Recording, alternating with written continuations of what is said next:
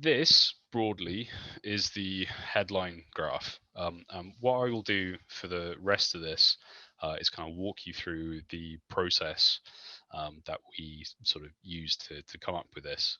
Down the bottom, we had the colors. I appreciate it's a bit small, but get in touch. I can send you these, I'm sure. So what you'll see, the orange line at the top, that is AVC. And in our media and entertainment transcoding workload, through 2030, you see it finally starts falling off. The line below it, that is HEVC.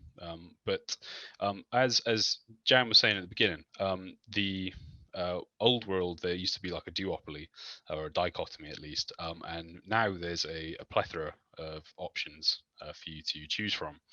So this is the forecast. The headline is that the MPEG family, the share of transcoding workload falls from about 92% down to about 73.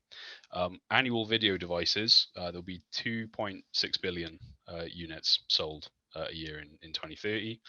So that's a very big footprint to consider. And what we wanted to do is try to give an illustrative example for how much this would be worth.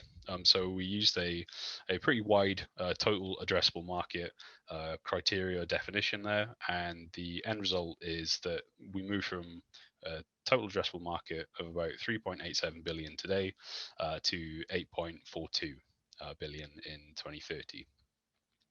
So this is a bit of context.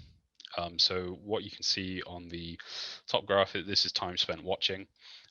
The top line is our live television channels, so 1,200 billion minutes per day watched.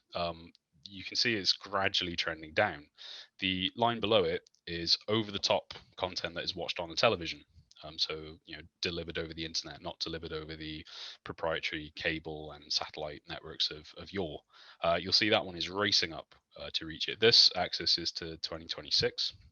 So we can see that over the top viewing on large screens is picking up. The grey line underneath that one, that's smartphones. No surprise there. That one's ticking up as well.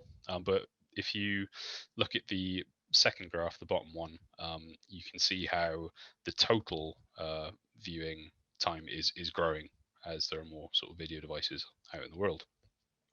So just to sort of sum that up, there's a greater need for transcoding to support these video on demand services as well as live over the top content.